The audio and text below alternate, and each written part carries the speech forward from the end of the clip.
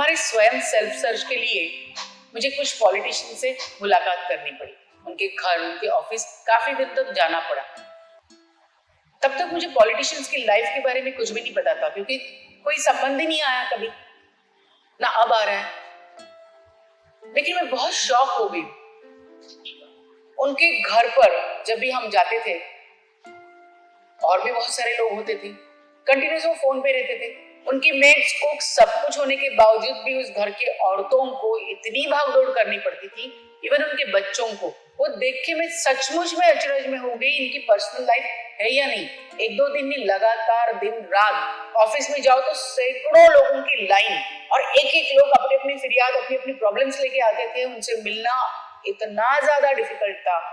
इतने लोग, उनकी परेशानी, चीखना, चिल्लाना, रोना, वो सब सुन के मैं हैरान। और वो शांति से, हाँ ठीक है बताओ, अच्छा तुम्हारी ठीक है। उनकी जो पीए होते थे, उनके सेक्रेटरी, उनका जो डिपार्टमेंट है, उनको बताते थे ये देखो करो। बोलते जा रहे थे, लोग आते जा रहे थे, 100-200 लोग, पता नहीं कितने लोग।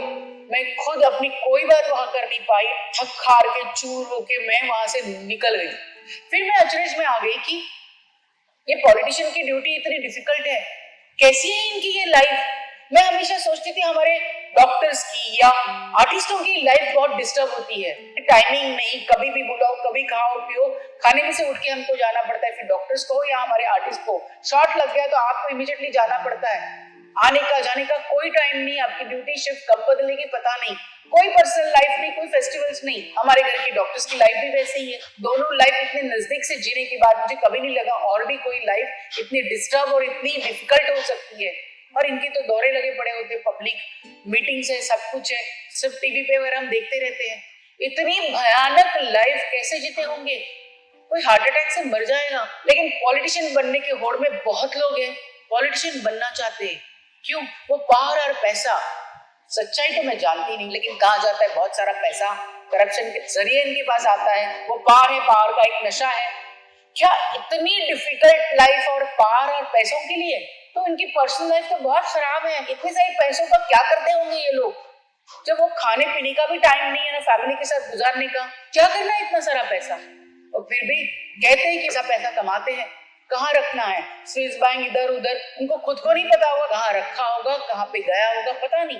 बट ये सब क्यों, किसके लिए? इतनी डिफिकल्ट लाइफ जीने के लिए?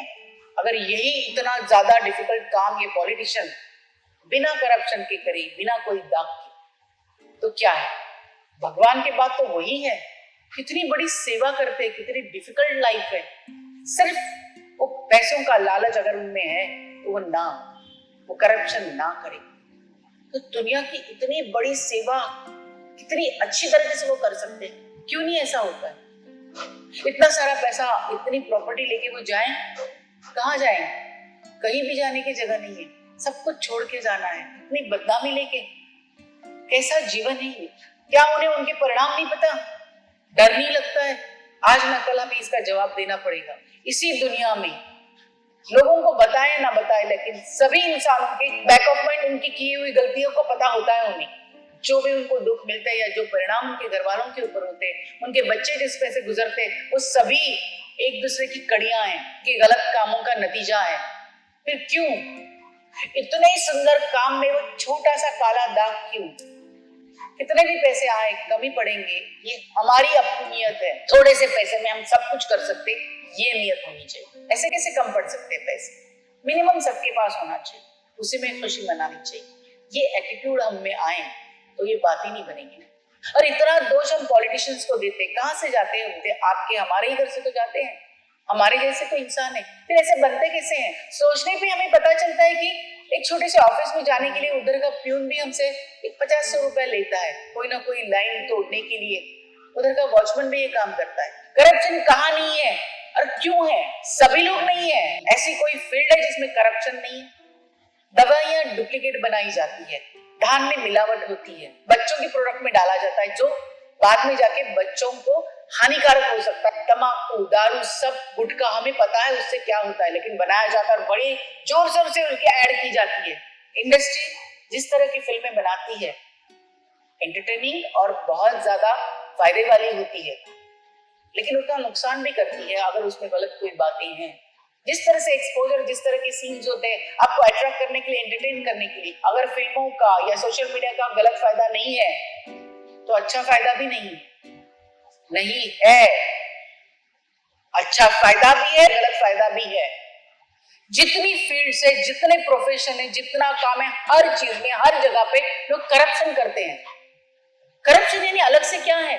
जॉब के बहाने बच्चों को गलत तरीके से फॉरेन में भेजा जाता है, उनसे गलत काम करवाए जाते हैं, फ्रॉड्स करवाए जाते हैं, परीक्षा के पेपर लीक किए जाते हैं, गलत तरीके से प्रिंसिपल एडमिशन देता है, जातिवाद के नाम से बम से लोगों को जिंदा उड़ा देते हैं, गोलियों की बौछार कर देते हैं, जातिवाद के नाम से कितने सारे झगड़े, दंगे, फसाद क्रिएट करते हैं। करप्शन कहाँ नहीं है?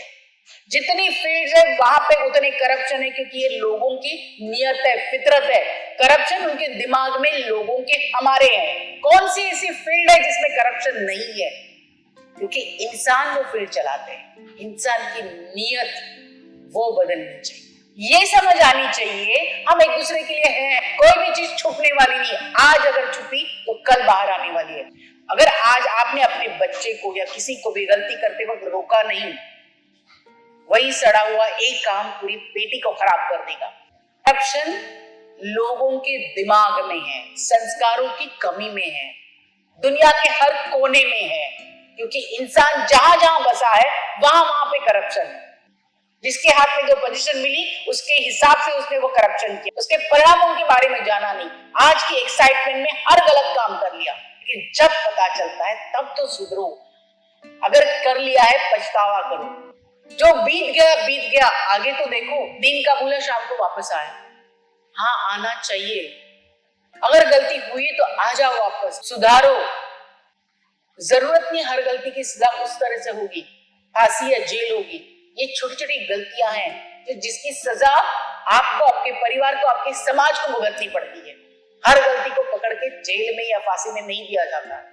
हमारी से छोटी जो गलतियां होती है हमें अपने आप सुधारना होगा। सबके बैक ऑफ माइंड होता है कि उसने दिन भर में क्या गलतियां की। रात को सोते वक्त अपने दिनचर्या का पूरा आढ़ावा ले लीजिए, आपने क्या किया है, कहाँ गलती की है, और उसका सॉरी दूसरे दिन जाके कर लीजिए। सब एक दूसरे से जुड़े हैं, सब चीजें, ये हमारा ग्रेटिट्यूड, सॉरी, थैंक यू, ये प्यार, सब कुछ जरूरी है। जहां पे जो होना है वो करना है। छोटी सी सुंदर सी जिंदगी को हम बर्बाद कर रहे हैं, अब रुकना चाहिए।